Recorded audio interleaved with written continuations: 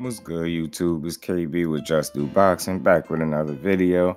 I want to say if this is your first time on the channel, do your boy a favor, hit that subscribe button, hit that like button, hit that bell icon so you can be notified when I drop new content, as I drop new content daily, man. We on the road to 10,000, man. Let's go. Let's get it. Get your boy to 10,000, man. And salute and much respect to everybody that's been rocking with the channel, man. So let's get it, man. Let's get right into it, man. We got an interesting matchup coming October 8th, man. We got the return of the Tower in Inferno, SEBASTIan Fundora versus, Carlos Ocampo. Ocampo, we all know, 34-1, 22 KOs. He's just 26 years old. From Mexico, he's 5'10 and a half with a 73-inch reach, an orthodox fighter. And since being knocked out in 2018 with a body shot versus Errol Spence, this kid has been on a 12-fight win streak. You know what I'm saying? And in those 12 fights, he won 9 of them by KO. He had 3 decisions, against low-level opposition nonetheless. But his last fight was June 11th, where he got a first-round KO with a body shot, ironically, over Vicente Martin Rodriguez, who was 40-10-1. Definitely a journeyman.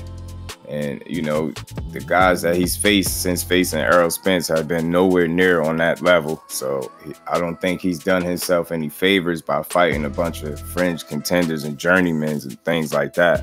I'm a big fan of challenging yourself accordingly so you're able to progress as a fighter. You know what I mean? And I think by not challenging yourself, you stagnate your growth, which is what, Carlos Ocampo, even though he's very young, that's something he may have, suffered from, just not challenging himself accordingly since suffering his lone defeat, like I said, against Errol Spence back in 2018. And now he's going up against the Tower and Inferno SEBASTIan Fundora, who's 19-0-1.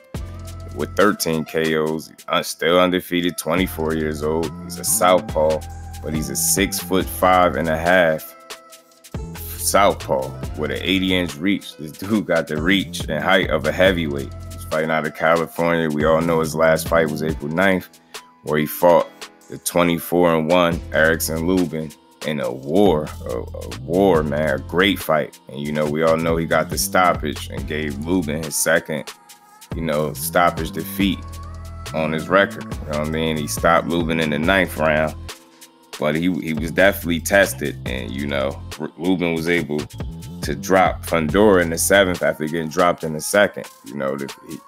In my opinion, I think Lubin fought the wrong fight. He spent too much of the fight, brawling it out with Fundora instead of using his boxing ability. I always said Lubin came into that fight being a better boxer, but he left the ring not showing that.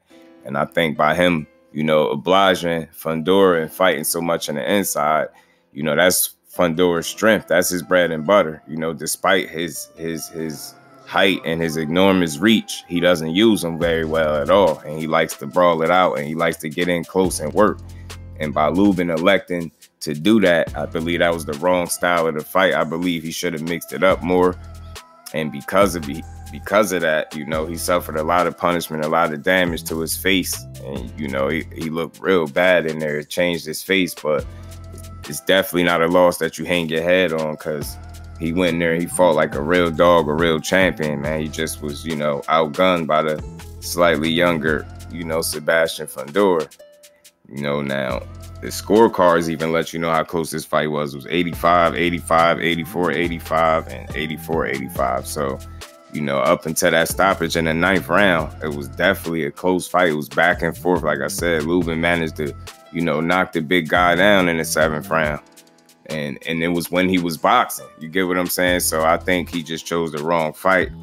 And, when Fundora steps in there October 8th against Carlos Ocampo, he's going to be in trouble. Just simply put, I just don't think that he's going to have much that Fundora is going to have to worry about. Carlos Ocampo can box a little bit. He got some skills. He got some decent power. As you see in the 34 wins, he got 22 KOs. But the big issue with that is the level of opponent that he's knocked out. And, quality over quantity. Though he got a nice amount of knockouts, but he hasn't faced many quality opponents, which is exactly one of the main reasons why Errol Spence was able to deal with him so easily, and just, you know, the first real body shot Spence landed got him out of there. So I think he's gonna be in trouble come October 8th against the Tower Inferno, and I see Sebastian Fundora stopping Carlos Ocampo, and I could see this fight potentially going past 6, but not much longer than that if Carlos Ocampo is unable to get away from Fundora. Now, if he's smart, he would try to fight this fight at range, even though he'll be at a huge reach and height disadvantage. The reason why I say that is, even though Fundora will be the much taller and much longer fighter, he struggles at fighting from a distance. That's not one of his strengths. And you will figure a guy with those physical dimensions, you know, fighting from the outside would definitely be one of his strengths, but it is not, because this guy likes to mix it up. Like I say, he likes to get in close and just let his shots fly. And he usually overwhelms his opponents with volume and ends up getting you out of there. And I think that's going to be the case against Carlos Ocampo. I don't see him having the legs and the ability to, you know, avoid Sebastian Fundora for the entire fight. And it's going to be a 12-round fight, so I just don't see him, you know, being able to avoid Fundora getting in the inside and working. And him being a Mexican fighter, he's probably going to oblige him, which is going to make the fight easier for Fundora, in my opinion.